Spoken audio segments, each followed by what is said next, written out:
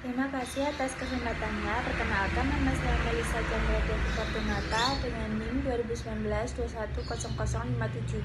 Di sini saya akan berpresentasi tentang material master. Material master adalah kumpulan informasi dari semua material yang dibeli, dibuat, dijual maupun disimpan oleh perusahaan. Material master berisi berbagai informasi mengenai suatu material, antara lain berhubungan dengan proses perencanaan, pembelian atau penggadaan, penyimpanan, produksi, penjualan, dan juga stok dari material tersebut. Data-data tersebut dikelompokkan menjadi beberapa bagian yang dikenal dengan istilah view dalam sistem SAP. Beberapa view yang sering digunakan antara lain basic, data, purchasing, sales, production, strong, accounting, dan costing. Material master juga merupakan pusat data yang digunakan oleh hampir semua komponen yang ada bagian logistik sistem SAP, sehingga akurasi data pada saat pembuatannya merupakan syarat mutlak agar semua proses yang dijalankan oleh SAP dapat berjalan dengan baik dan sesuai dengan yang diharapkan. Material master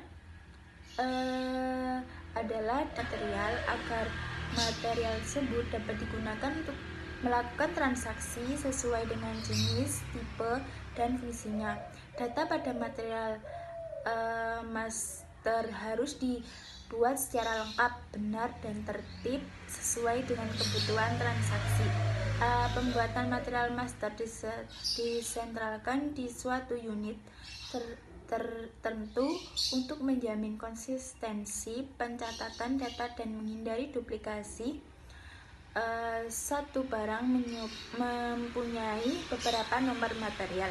Pada material perlu di-assign pada satu industri sektor. Pada spesifik industri sektor menentukan screen yang muncul serta urutannya, dan juga field yang muncul dalam material master record.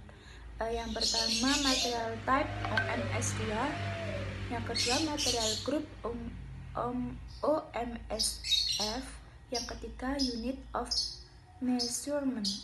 Sekian, terima kasih. Selanjutnya akan dilanjutkan oleh rekan saya. Terima kasih atas kesempatannya. Nama saya Muhammad Fauzana dengan NIM 2019-210069. Di sini saya akan menunjukkan presentasi dari rekan saya. Selanjutnya yaitu SAP merupakan suatu software untuk mendukung ERP atau Experience Resource Planning.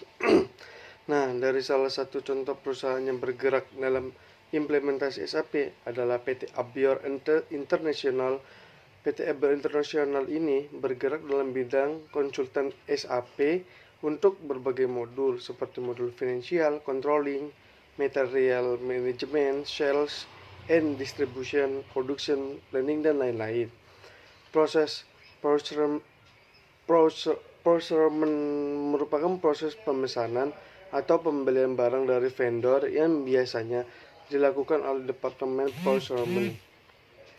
Tahapan dalam proses procurement yaitu penentuan kebutuhan barang, sumber vendor, pemilihan vendor, pembuatan purchase order, monitor PO, penerimaan barang, verifikasi invoice, dan pembayaran. Tahapan pertama yaitu penentuan kebutuhan dapat berupa spesifikasi produk yang diinginkan, jumlah barang dan kapan barang tersebut harus sampai. Kebutuhan produk ini dapat dilihat dari MRP atau Material Requirement Planning yang dapat berasal dari Departemen Production Planning. Tahap kedua yaitu penentuan sumber barang yang berupa daftar supplier atau vendor yang dapat memenuhi kebutuhan tersebut. Ketiga yaitu pemilihan vendor yang dapat memenuhi kebutuhan tersebut berdasarkan pertimbangan dari Departemen Procurement. Dalam tahap pemilihan vendor, Departemen Procurement dapat meminta quotation request atau penawaran dari vendor untuk produk yang akan dibeli. Sekian dari saya. Selanjutnya akan dilanjutkan oleh rekan saya. Baik, terima kasih atas kesempatannya. Saya Rizka Nuraini dengan NIM 2019-21070 akan melanjutkan presentasi dari rekan saya, yaitu tahap keempat.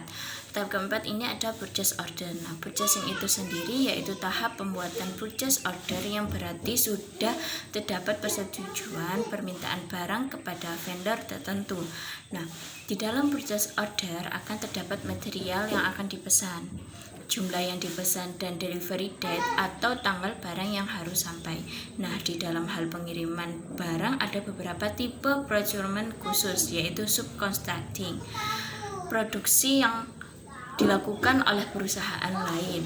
Nah, stock transport order yaitu pemindahan barang dari satu plan ke tempat plan lain. Nah, consignment di mana vendor itu dapat menaruh barang ke perusahaan ataupun sebagian perusahaan dapat melakukan stok barang dari vendor tersebut. Dan third party deals di mana perusahaan itu dapat menerima sales order dari konsumen untuk produk tertentu dan kemudian perusahaan itu membuat purchase order ke vendor untuk memenuhi permintaan produk tersebut.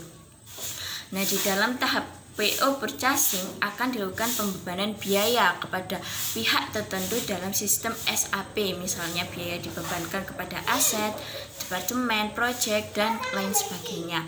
Nah, tahap kelima yaitu PO monitoring. Nah, di mana perusahaan itu melakukan monitoring terhadap penggerakan barang yang dipesan. Nah, jika barang yang dipesan itu sudah sampai masuk ke tahap keenam yaitu penerimaan barang. Nah, barang yang diterima dapat dilakukan pengecekan terhadap kondisi dan kualitas, sehingga jika barang reject, barang tersebut itu dapat dikembalikan ke vendor dengan ditambahkan return delivery slip. Selain itu, jika barang yang diterima terjadi kesalahan, misal salah barang atau spesifikasi atau salah lokasi pengiriman, maka dapat dilakukan reversal dan goods receipt tidak akan diterima. Nah, dalam sistem SAP, jika barang telah diterima, maka stok barang dalam material master dan purchasing order serta purchasing history harus diperbarui atau diupdate. Selanjutnya akan dilakukan invoice verification atau pencocokan barang yang telah diterima dengan purchase order dan invoice yang diterima. Setelah diperiksa, maka hutang perusahaan itu akan diakui. Nah, tahap terakhir yaitu proses pembayaran, dan tahap ini dilakukan oleh Departemen Keuangan. Sekian presentasi dari saya.